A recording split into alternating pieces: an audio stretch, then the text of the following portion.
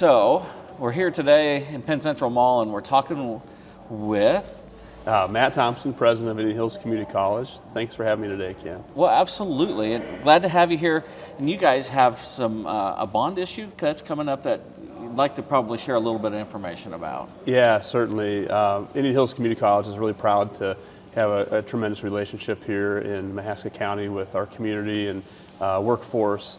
Have had a long-standing relationship with a lot of our businesses and industry members, area hospital and school district, and so we're going out and trying to communicate across the 10 counties that Indian Hills serves about the future needs of the college and how together we can provide great opportunities for students for years to come, how we can prepare the future workforce, law enforcement, healthcare, nurses, radiologic technicians, future educators, welders, machinists, you name it. We have 70 programs at Indian Hills, and we're trying to continuously grow as a college and really prepare the workforce that live here, work here, pay taxes in our 10-county region. 86% of the graduates of Indian Hills stay here in our community and work, raise their families, and we're truly deeply a part of all 10 counties that we serve across South Central and Southeast Iowa. Well, folks here in Oskaloosa, Mahaska County might go, we have William Penn University. What do we need Indian Hills for? So kind of help us understand the difference between a community college and a four-year college like William Penn. You know, we have a great relationship with William Penn University. I think a lot of the folks that are here, and actually was on a conference call last week about a partnership opportunity that we're working on right now that involves William Penn down the road as well as Musco and others. And so, you know, we have the opportunity as a community college really to reach out and help educate a number of students that may start with us and then continue their education at William Penn, or many of our graduates go right into the workforce. We have a two-year welding career academy here at Oskaloosa High School. Graduates of that program will have a diploma and they'll go right into the workforce making $45,000 a year. So as a community college, and with a university here in Oskaloosa, we really do work and complement each other very, very well.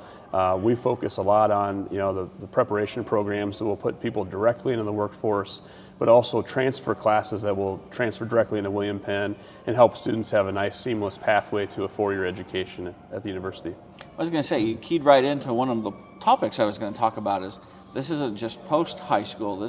These are programs and things that you're doing to help kids that are in school, high school right now, advance their future. Yeah, so the bond referendum that will be coming up on November 2nd features a number of projects. One of them is a virtual classroom opportunity that serving a 10-county region, we have 19 school districts that we work with each year to help educate students while they're still in high school.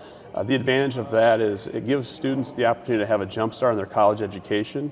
Some of them take concurrent enrollment classes that may be taught at the high school by a high school teacher. Others may attend classes at the Mahaska County Service Center or take classes, the example I shared earlier with the welding technology program here at Oskaloosa High School.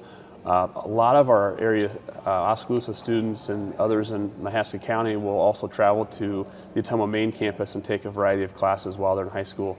What that does is it gives people that jump start. They save $5.3 million a year, families do, by taking classes while in high school. And the component that we're excited about with the bond is we know that further away from a campus that you are, the less likely you are to take college classes. And so having a virtual presence where students can take a class live at their high school from an instructor on an Indian Hills campus really gives people more access, saves them money from traveling back and forth from a campus. We'd love to have them on campus, obviously, but it gives more access to students that may have transportation issues, or they don't have time in their schedule to leave the high school to take classes at Indian Hills.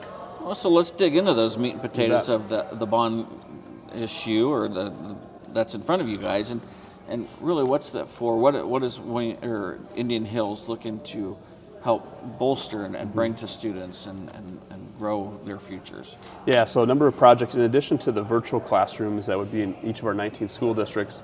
When I was hired, our college board of trustees really encouraged me to look at a facilities plan that would help us grow and expand and really be a viable higher education option for many years to come.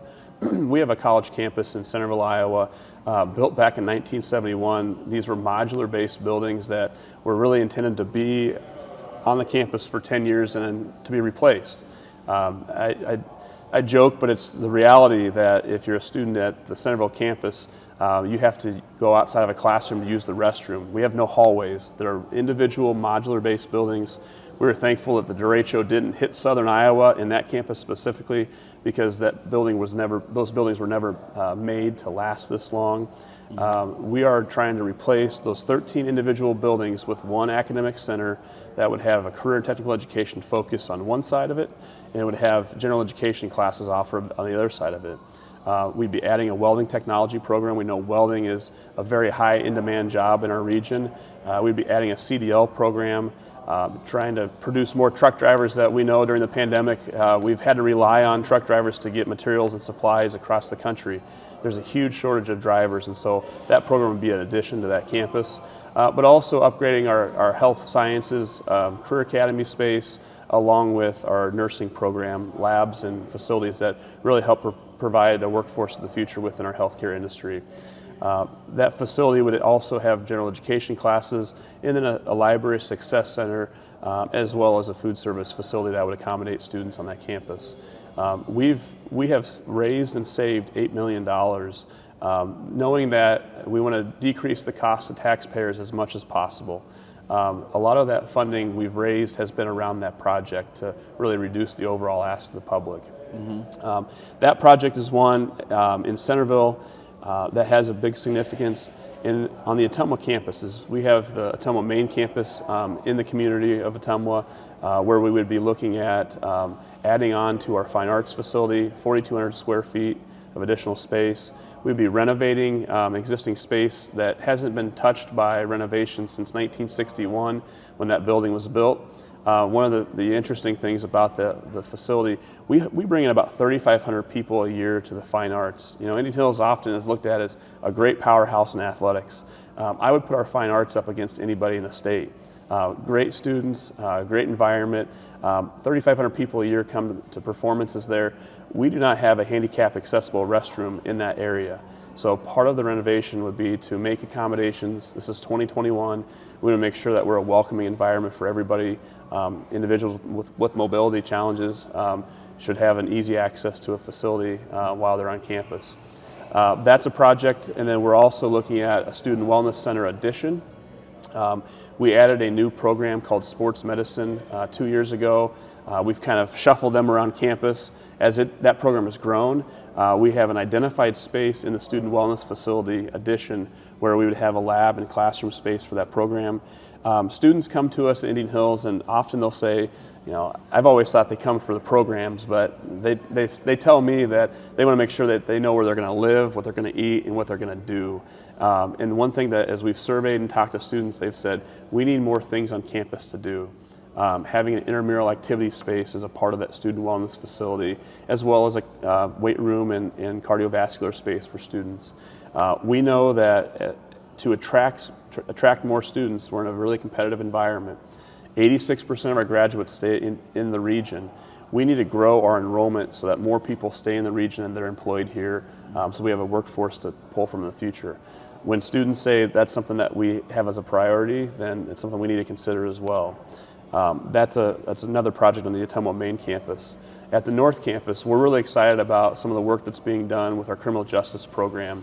As a part of the bond referendum, we're proposing to have a criminal justice training center where we would renovate existing space at the North Campus and bring in our criminal justice program that has about 70 students per year, as well as we've shifted our focus. Across the country, there's been challenges that law enforcement's faced. While we live in Iowa, and Indian Hills has chosen to support law enforcement and look at ways that we can better serve existing law enforcement in our region. This past year, even with the pandemic, we trained and we gave continuing education to over 400 local law enforcement and law enforcement from across the state of Iowa. That's given us the idea that there's a lot more work that we can do. We can bring in more law enforcement from across the region, across the state. We were just named a reserve officer training facility, one of very few in the state of Iowa. That allows us to train 4 departments, reserve officers. I know we've heard from county sheriffs across southeast Iowa who've said, you know what, it's really hard. We'd love to have more reserve officers, but that means that we have to train them, and it takes away the time and resources that we have. By the college becoming a reserve officer training location, we can do that on behalf of our local police and sheriffs in the area. That project in the long run will also allow us to become a regional accredited law enforcement academy.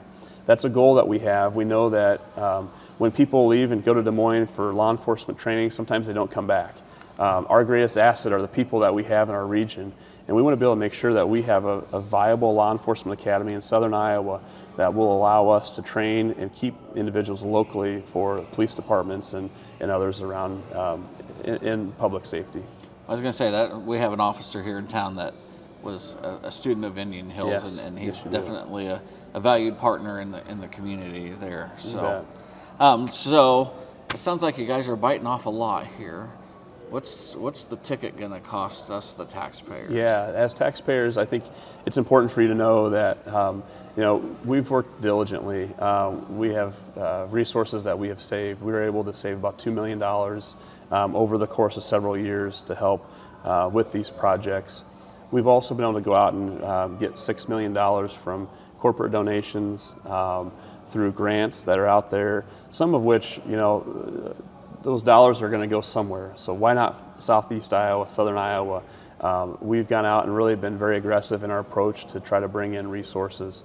So the total ticket is between $36 and $37 million, but when you take the $8 million off that have been saved and raised by the college, we're going to the public asking for $28 million. That, I want to remind everybody, is spread across 10 counties. So you're looking at approximately $2.8 million per county that's a part of the Indian Hills region. We've looked at, and what was really important to me from the very beginning of our campaign, going back to the end of April of 2021, was to really be able to lay out to the communities that we serve, here's what the total cost is. This is what we look at as the estimated cost to the taxpayers. On a $35,000 property, residential property, you're looking at $4.03 per year. On a $50,000 property, you're looking at $5.76 per year. On a $75,000 property, $8.64 per year. On a $100,000 property, you're looking at less than $1 per month for $11.52 per year. I grew up on a farm, and so I'm very cognizant of property taxes on agriculture. So the first thing that we did when we started talking about $28 million was looked at what's the impact on agricultural land. Across our 10-county region, on average per acre, it's a 15-cent per acre increase. We had a bond referendum in 2016 that there was a rumor it was going to be $1 per acre. And that was never true, but we didn't have the information to be able to share with people. And so we wanted to be prepared and be able to share with our communities. I've talked to Farm Bureau members and Farm Bureaus from across our 10-county region about the impact. One of the big recipients of funding is the agriculture program that we have in Centerville. That program will see new facilities, simulation space. So in agriculture right now, we can't afford to buy the big combines and tractors that are out there. But there's a lot of great simulation work that we can do as a part of our precision farming program on the Centerville campus. So I think it's important for taxpayers across the region to look at the investment in the college and what you receive in return. My wife's a nurse, and I know across our 10 counties that the nurses, the radiologic technicians, the dental assistants, the dental hygienists, many of them have been trained by Indian Hills Community College. Have a staff member that said, my grandpa's 80 years old, what's in it for him? Yeah. And we've had a lot of fun talking about this. Grandpa at some point is going to be in a hospital, and it's very likely that somebody from Indian Hills Community College, a graduate of our program, will be interacting with Grandpa. That's just the reality. I've got 4 kids, and I'm waiting for the day that I get a call that somebody fell off a bicycle and we got to go to the hospital. The person who takes the image of the arm that might be broken is most likely going to be a graduate of Indian Hills Community College Radiologic Technician program. I own some acres myself, and I have a tractor, and the gentleman that comes out that works on my tractor from Sinclair Tractor is a graduate of the diesel technology program at Indian Hills Community College. So as you look at the impact of the college overall, we bring about $235 million of revenues back into the region with the work that we have, with the graduates we retain here in the area. That's per year. About every dollar invested in taxes with the college returns $2.20. It's a pretty good investment overall. You talk about the 10-county region, and I think that we hear a number, but I mean, really, what are those counties? I mean, it's a little more personal when you know a name. So we have Massachusetts County, evidently. Yes, and, absolutely. Wapello County, of course, and Appanoose. But where else does Indian Hills serve? So we really stretch across the bottom 2/3 of counties, 2 tiers of counties in the state. So you start over in Wayne County, and you work in the direction of Appanoose County, Davis County, Van Buren County, up to Jefferson County, over to Wapello County, Monroe County, Lucas County, Mahaska County, Keokuk County. I think I've got all those correct here. We also have slivers of 7 additional counties that are, it's all based on school district territories and so forth, but the bulk is 10 counties with a few sections of additional 7 more. So what's your plan for Indian Hills if this referendum were not to pass? What does that future then look like?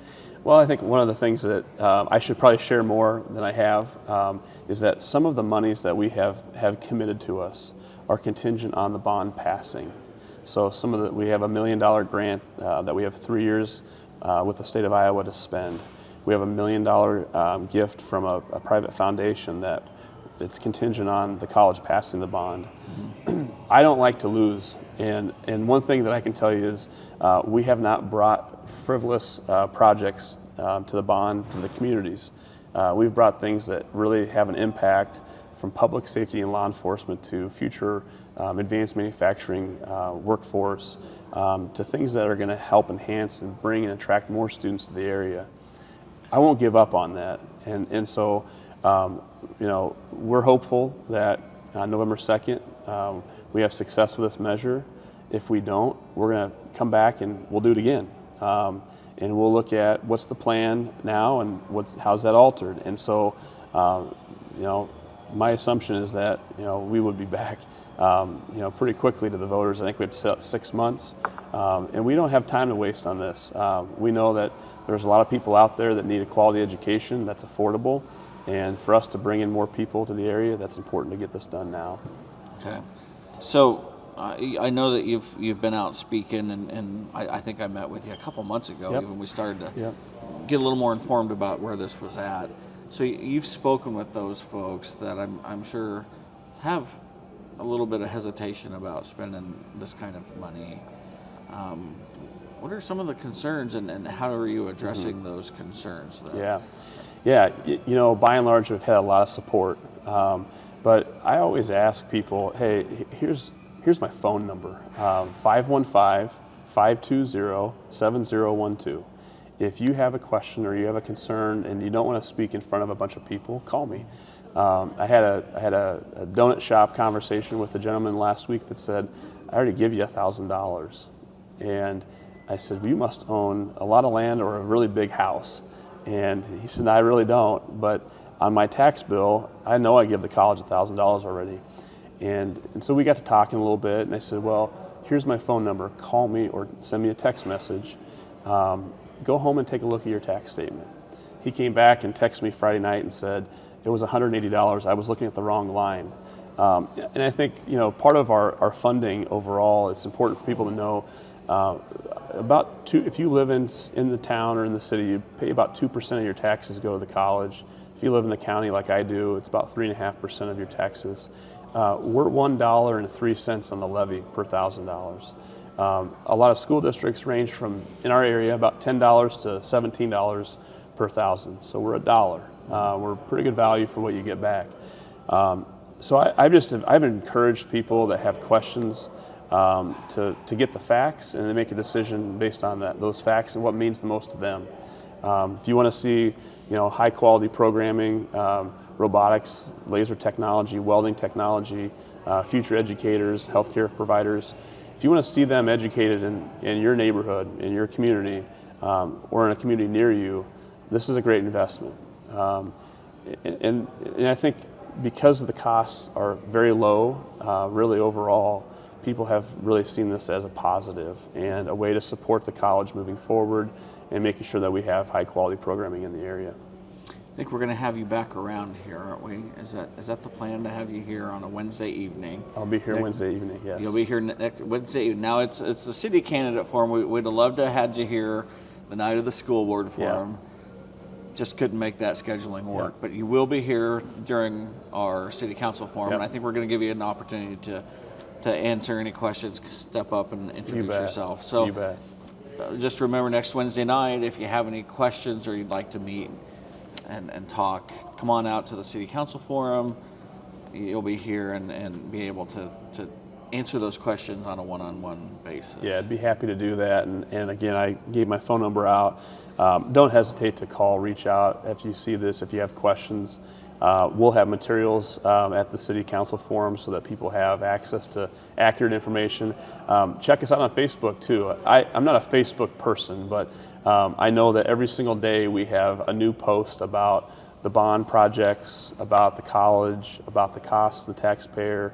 And we're trying to be very open and transparent about this process. That's the one thing that I said from the very beginning. We're going to be open and transparent. We're not going to hide anything, because we should be proud of what we're doing right now. It's what's really good for Southern Iowa for many years to come, and it's a part of who I am too. I want to make sure people have the information to make a good decision. And I always give everybody an opportunity to fill in the blanks of something that I missed. So have I missed anything today? Ken, you've done a great job. I've had the opportunity to do this a number of times, and just appreciate you taking time to allow us to get out and communicate with the public, and certainly look forward to meeting people next week at the forum. And I know we've got a couple of additional events coming up here in Mahaska County in the next couple weeks. All right, very good. Well, we'll see you next Wednesday night. Awesome.